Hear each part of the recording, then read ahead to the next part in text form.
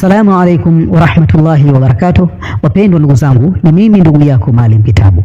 Siku ya leo ninakuletea somo adhim, somo ambalo linalozungumzia dalili za mtu aliyefanyiwa uchawi wa kutolewa kafara. Na kusudia nini? Yani dalili za mtu ambaye anakuwa amefanyiwa uchawi wa kumuondosha katika hii dunia. Yani uchawi wa kuhakikisha wewe unaondoka katika hii dunia na unachukuliwa na wachawi, na wachawi wanakwenda kukula nyama wewe. Ndio maana yake uchawi wa kutolewa kafara. Ni maana ya kuwa wachawi wa kuchukue na kisha waende kukula nyama. Tofauti na ule uchawi wa kuchukuliwa nini? Msukule. Huu ni uchawi wa kutolewa kafara. Sasa mara nyingi mtu anapokufanyia huu uchawi ni mtu ambaye anakujua vizuri. Ni mtu wa ndani ya familia, ni mtu wa karibu yako.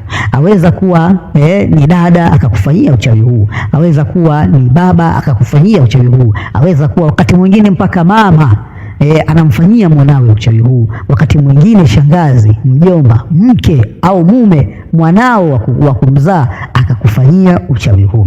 Sasa na mara nyingi hakufanyii uchawi huu mtu isipokuwa tayari anakuwa amekwisha jiunga na kikundi cha wachawi kwa namna moja au nyingine. Ili wakufanyia uchawi huu ni lazima kwanza wakuwekee alama maalum katika mwili wako. Alama hiyo inawekwa vipi?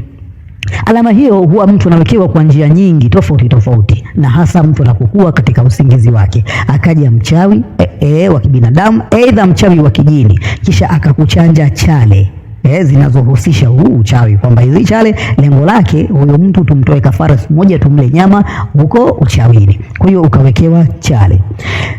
Lakini alama nyingine unaweza ukawekewa muhuri wa kichawi. Kuna baadhi ya watu wamelala wakaamka, halafu wakakutana katika miili yao wana wino, lakini zile wino hawaelewi zile wino zimeingiaje katika miili yao.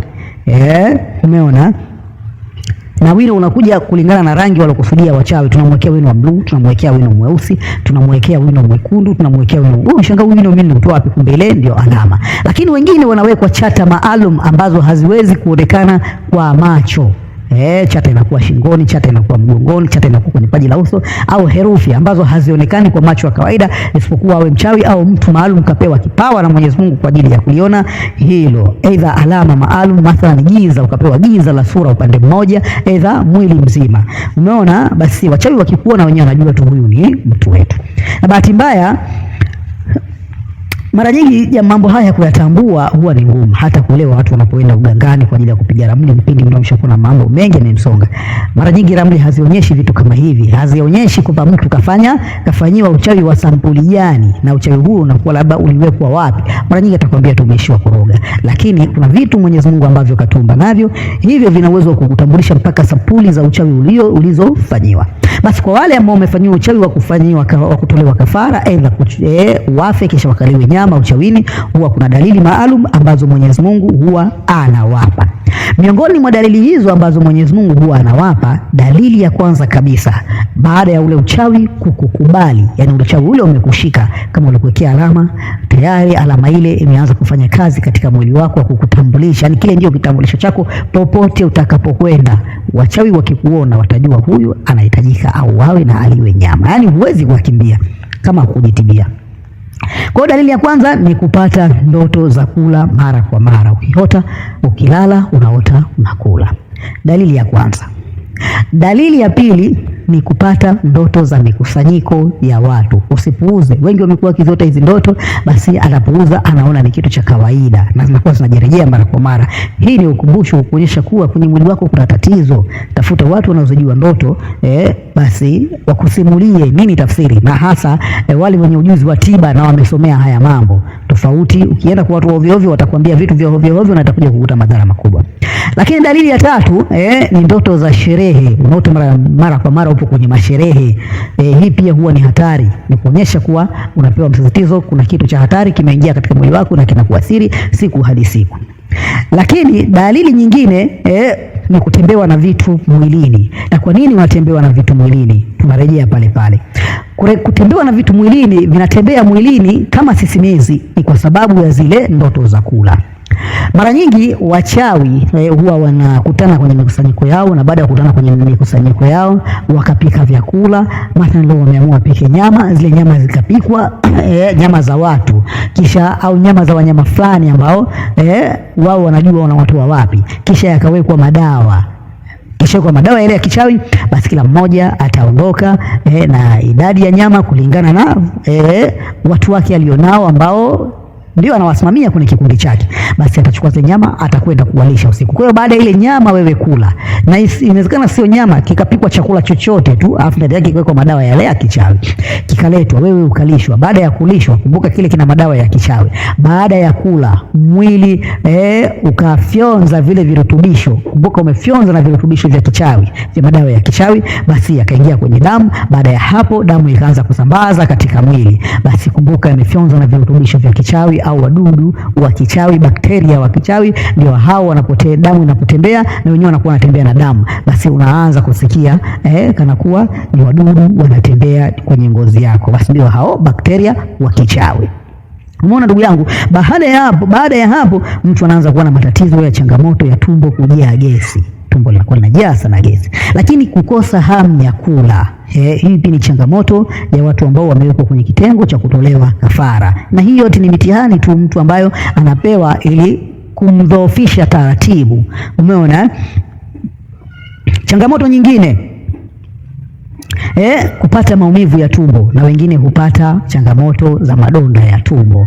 Na hupata changamoto za madonda ya tumbo kwa nini? Kwa sababu wanakosa hamu ya kula. Kwa hiyo wakati mtu tumbo linahitaji chakula, lakini wakati huo yeye mtu hajisikii kabisa kula, na tumbo lake linaonyesha kuwa ndani ya tumbo kuna chakula, yani asikii njaa, basi wakati huo tumbo hutoa asidi ile kwa ajili ya kwenda kulainisha chakula. Maana kuwa tumbo limedanganywa. Baada ya tumbo kutoa asidi, asidi ile inafika tumboni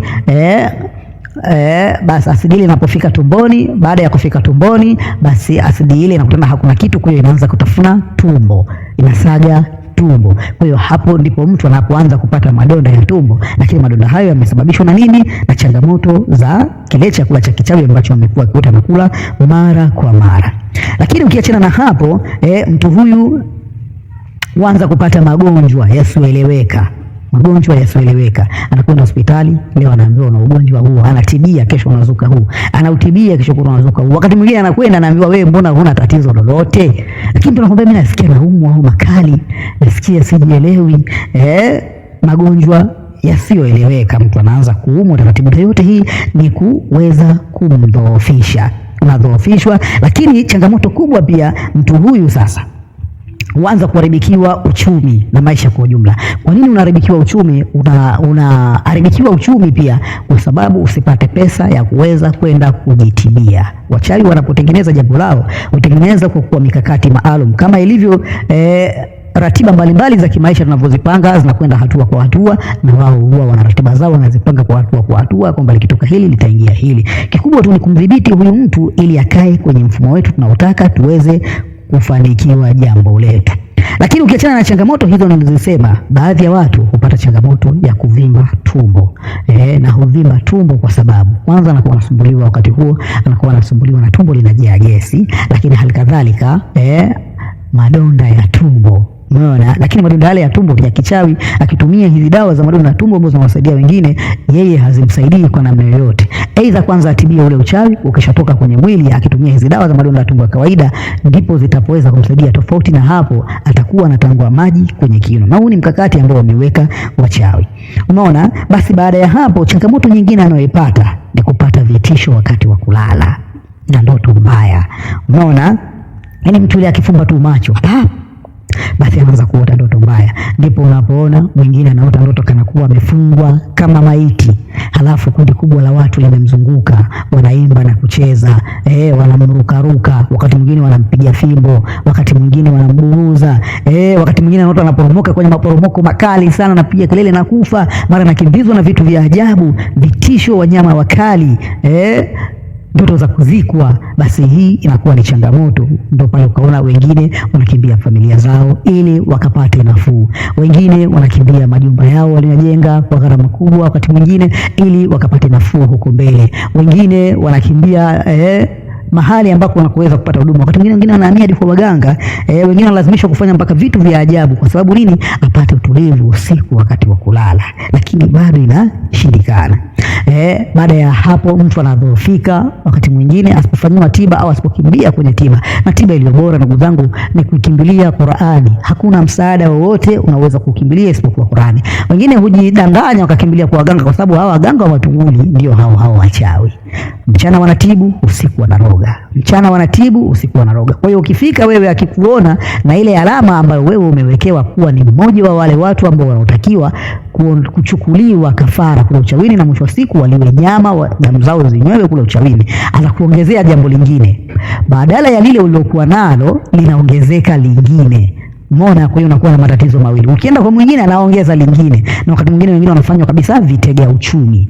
Unakuwa kitega uchumi cha mganga. Yaani yeye anakoroga, anakutibu, anakoroga, anakutibu, lakini tatizo lako kubwa bado liko pale pale. Umeona hizo changamoto za waganga? Jambo la mwisho, mtu baada ya sasa ya angaika bado hapati matumaini, aidha hajaangaika na zile changamoto zinazidi kukua siku hadi siku, basi huanza kupoteza matumaini ya kupona na kuishi kwa ujumla. Na wengine wakati huo pengine wako kitandani, na wengine wakati huo pengine ni mtu wa kuumwa, anapoteza fahamu, leo amezimia, kesho amezinduka, kesho anapeleka hospitali, kesho kutwa anarudisha nyumbani.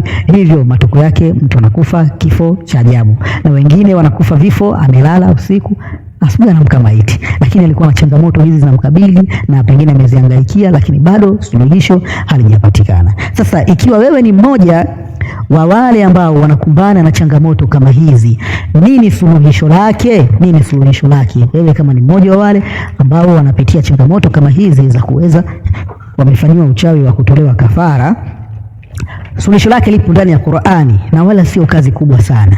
Ni jambo tu la kutuliza akili na kumtawakali Mwenyezi Mungu. Basi mashallah, Mwenyezi Mungu anakutulia, anakufanyia wepesi, unaondokana na jambo hilo.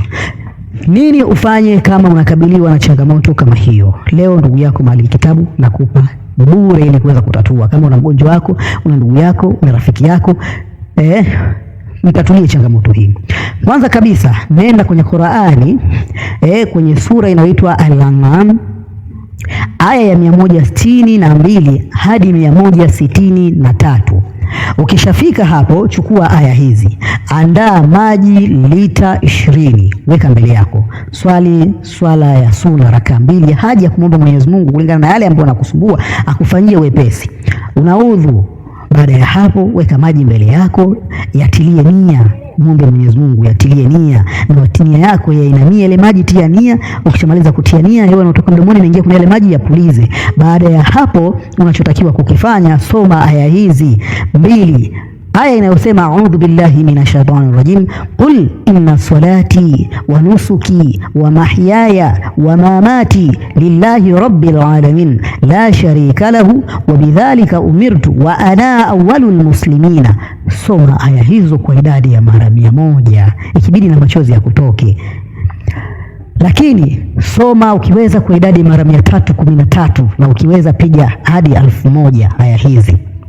Lakini kiwango cha kati kabisa kinachokubalika kwa kila mmoja, ndio standard, soma mara 100. Lakini ukisoma mara 313 nguvu inakuwa kubwa zaidi. Kusoma mara 1000 inakuwa zaidi yake pia. Basi maji haya unayatumia kunywa na kukoga kwa muda wa siku mpaka pale utakapohisi dalili zote zilizokuwa nazo katika mwili wako zimetoweka. Na hii haiwezi kuvuka ndani ya siku 40. Ni ndani ya wiki 2, wiki 3 kama changamoto ishakuwa kubwa, ya 4 unamalizia umepona kabisa changamoto hiyo, chale zile zimefutika. Na hapa kubwa, ukiweza kufanikiwa kufuta hizi chale, basi umefuta kila kitu. Na yule jini ambaye anakuwa amewakilisha kwako katika mwili kwa ajili ya kuhakikisha anakudhofisha, aidha kutoa taarifa zote ambazo unazokabiliana nazo kule kwa wachawi, umefikia wapi, umedhurika vipi, umedhoofika kiasi gani, sasa imefika muda gani wa kukutoa, na yeye ndo anasaidia huo msaada, basi na yeye anadhoofika, matokeo yake naona hapa nitakufa, anaondoka. Lakini kuna dawa moja ambayo inaitwa Malandula. Pia hii dawa unaweza ukaitafuta.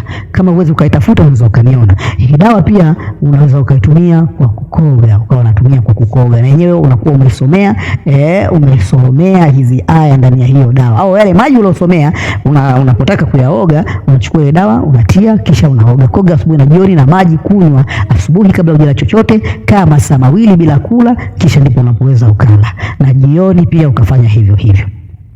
Athari zake zitakuja kidogo. Baadhi ya watu wanapokunywa maji haya kidogo utapika, unaona, au uhisi kidogo kama kizunguzungu na mtafaruku na kuumwa siku za mwanzoni, lakini kadri unavyozidi kukaa, unapozidi kutumia, unazidi kuimarika na kuwa vizuri. Ni tiba hii nimekupa ndugu yangu, chukua. Lakini wale ambao mnapenda kukopi, basi mkikopi, semeni mada hii tumekopi kwa fulani. Usikopi ukaenda kusema wewe kama wewe ndo umeitoa. Na bahati nzuri utakapopeleka kwenye mitandao popote na tembelea, mara nyingi nimekuwa nikiona watu wanakopi sana mada zangu, nimekuwa nikiambia baadhi waelewa, baadhi wanaleta dharau. Kwa hiyo ukikopi sema nimekopi kwa fulani, so kopi na ujinasibu au utaki kuaibia watu. Naam, hiyo ndio tiba yake niliyokupa, endelea kunifuatilia. Lakini usiachi subscribe ndugu yangu kwenye channel hii, kwa sababu kuna mambo mengi mazuri ambayo unaweza ukayapata. Usiache kusambaza ujumbe huu, kwa sababu utawanufaisha wengi ambao wanateseka huko mitaani na hawajui namna ipi ya kuweza kujinasua. Mwisho kabisa nasisitiza, kama wewe ni tabibu na mfanyie mgonjwa tiba hii, lakini hakikisha unamfanyia ruqya ya kisheria kabisa kwa muda wa siku 7, na itapendeza kama unamsomea kisomo kile cha ayati za ufunguzi. Ruqya ya ayati za ufunguzi na kunusuru au ushindi na kunusuru, ushindi na kunusuru. Kipo hicho kisomo, kama hauna unaweza ukaniona, basi mambo mengine yakaendelea ukakipata hicho kisomo. Kwa machache hayo, kwa wale ambao watanihitaji, nambari yangu ya simu ni 0753058427. Nambari yangu ya WhatsApp ni 0744918997. Assalamu alaikum warahmatullahi wabarakatuh.